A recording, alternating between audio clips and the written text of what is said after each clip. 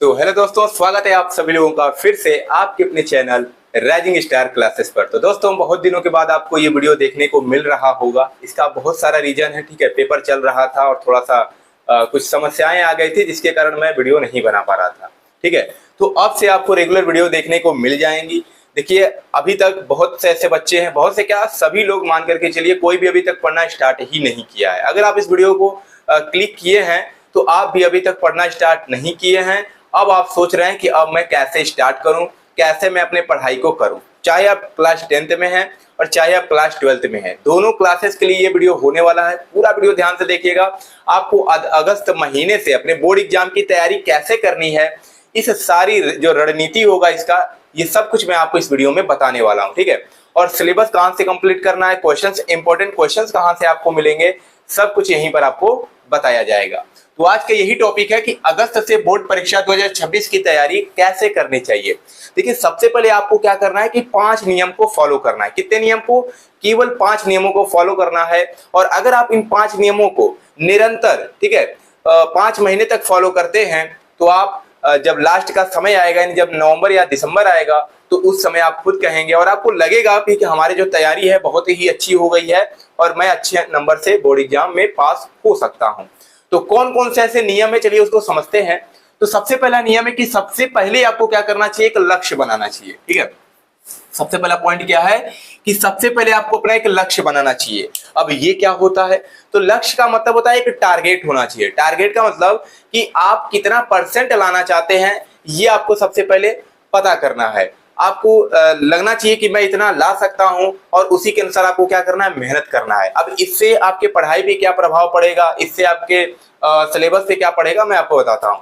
देखिए, अगर आपके जो पापा हैं, ठीक है, आपसे कहते हैं कि आपको इस काम को, कोई भी अगर काम है, कह रहे हैं कि इसको करना है, ठीक है, तो आप सोचेंगे चलिए आज नहीं करेंगे, कल कर सकते हैं, अगले दिन कर सकते हैं। उसका कोई लिमिट नहीं है, कोई समय नहीं बताया गया कि इतने समय के अंदर ही करना है।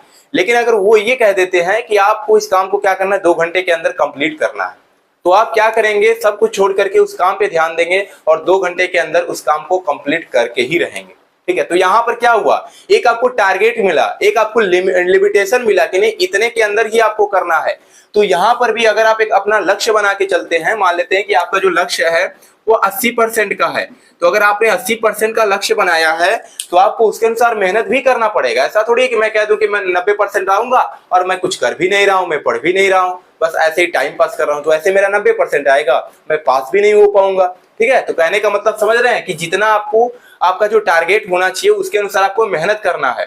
अगर आपका टारगेट 90% का है, अगर आप यूपी बोर्ड टॉपर बनना चाहते हैं, अपने डिस्ट्रिक्ट का टॉपर बनना चाहते हैं, एक अच्छा रैंक लेकर आना चाहते हैं, तो उसके लिए आपको क्या करना पड़ेगा, उतना मेहनत भी करना पड़ेगा।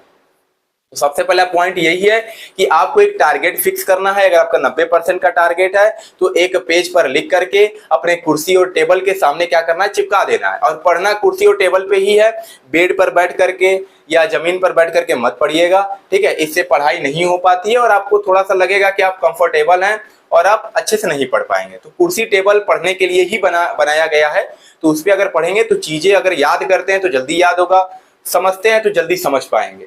नहीं तो अगर बेड पर बैठ करके पढ़ते हैं या जमीन पर पढ़ते हैं तो आप धीरे धीरे क्या करेंगे, अपने शरीर को आराम देना चाहेंगे। तो एक बार बैठे रहेंगे, फिर बैठने के बाद लेट जाएंगे, लेटने के बाद काफी हाथों में आ जाएगा, तो ऐसे क्या होता है कि आपकी पढ़ाई जो हो पाएगा वो अच्छे से नहीं हो पाएगा।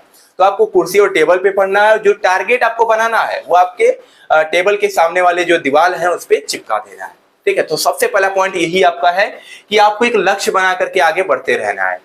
दूसरा पॉइंट है कि प्रत्येक सब्जेक्ट का सिलेबस सबसे पहले पता करो। अब देखिए, लक्ष्य तो बन गया, अब पढ़ना कैसे है, तो पढ़ने से पहले आपको पता होना चाहिए कि हमें पढ़ना क्या है। जब हमें यही नहीं पता रहेगा कि हमें पढ़ना क्या है तो हम आखिर क्या पढ़ेंगे, ठीक है। तो सबसे पहले हर एक सब्जेक्ट का आपको सिलेबस पता करना है। सिलेबस कहां से मिलेगा, तो ये हमारे चैनल पे ही आपको मिल जाएगा। सर्च कीजिएगा कि physics class 12 syllabus bye rising star classes, तो आपको वीडियो मिल जाएगा, ठीक है। तो सिलेबस में देखना है कि कौन कौन से टॉपिक्स हैं, कितने चैप्टर्स हैं, ठीक है, कितने चैप्टर्स के अंतर्गत जो टॉपिक्स हैं हमें पढ़ना है, ठीक है, कहां से क्वेश्चन ज्यादा आते हैं। तो ये सब चीज पहले आपको क्या करना है, पता करना है, उसके बाद ही आपको पढ़ना स्टार्ट करना है। तो सबसे पहले सब्जेक्ट का सिलेबस पता होना चाहिए। ऐसे ही नहीं कि कुछ भी पढ़ रहे हैं जिसका कोई यूज भी ना हो, तो पढ़िए वही जो आपको 90% 80% तक पहुंचा पाए। तीसरा पॉइंट है कि इंपॉर्टेंट टॉपिक्स पर ज्यादा ध्यान देना है। ये क्या होता है?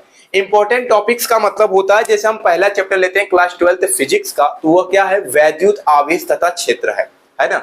अब इसमें क्या करना है कि जो इंपॉर्टेंट टॉपिक्स है इस पे ज्यादा ध्यान देना है। मतलब जैसे कूलाम का नियम हो गया, विद्युत क्षेत्र हो गया, एक दो डेरिवेशन है जो कि बहुत बार पेपर में आते हैं। कौन सा है? अक्षीय स्थिति में वैद्युत क्षेत्र की तीव्रता, वैद्युत बल युग्म का आघूर्ण हो गया, ठीक है, यानी टाउ बराबर पीई साइन थीटा। तो ये दो तीन ऐसे डेरिवेशन है पहले चैप्टर्स के कि वो बार बार रिपीट होते हैं पेपर में।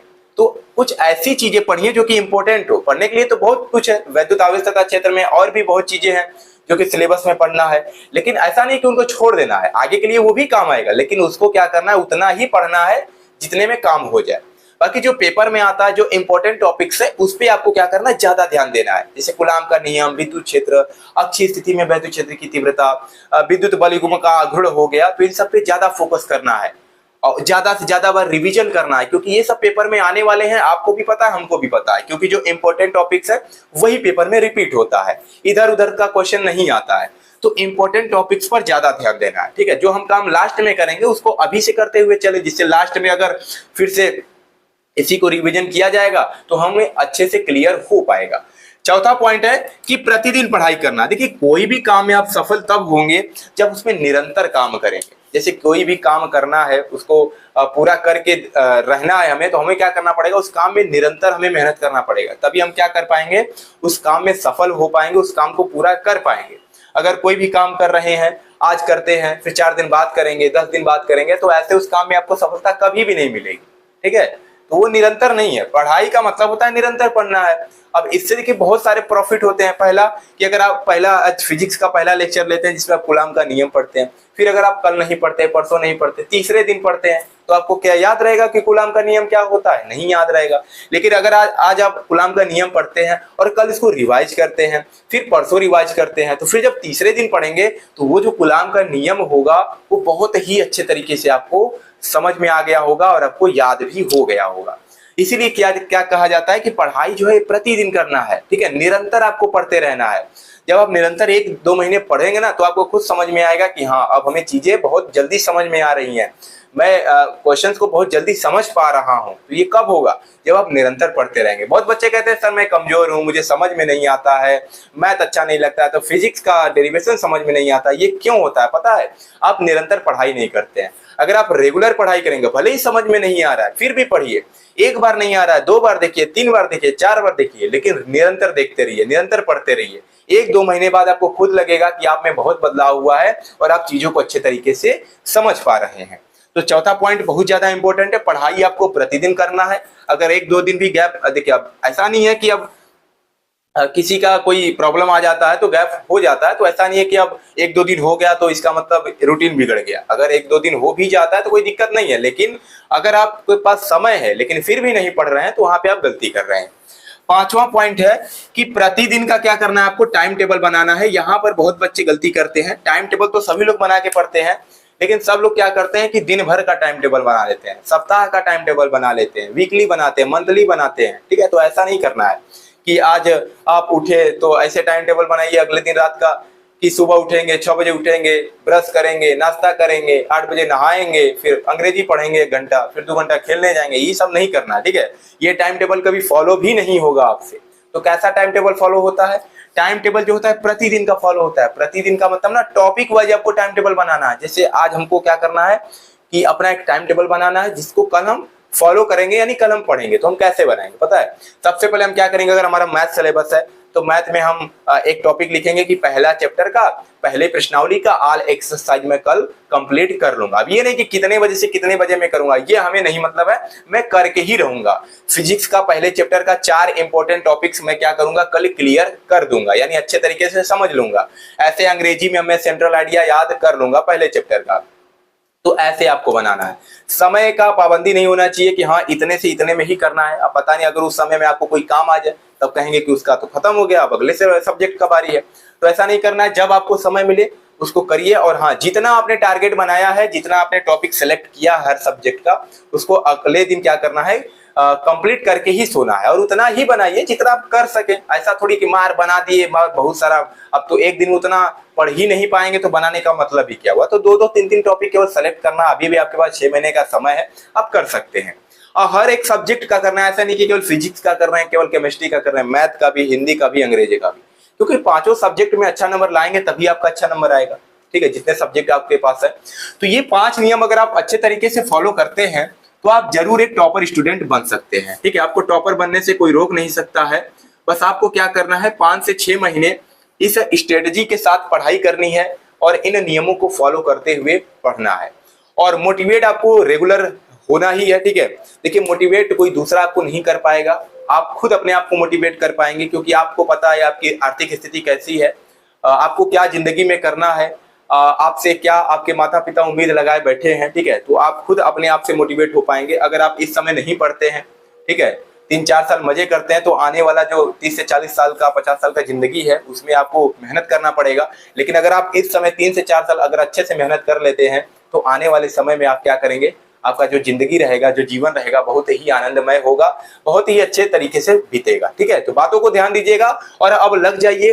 ठीक है, क्योंकि 5 से 6 महीने के बाद पेपर है। अगर इस समय से भी अच्छे से पढ़ाई करना शुरू कर देते हैं तो आप जरूर एक अच्छा स्टूडेंट बनेंगे, एक अच्छे टॉपर बन करके निखरेंगे। ठीक है, तो चलिए मिलते हैं नेक्स्ट वीडियो में एक नए टॉपिक के साथ। तब तक के लिए धन्यवाद।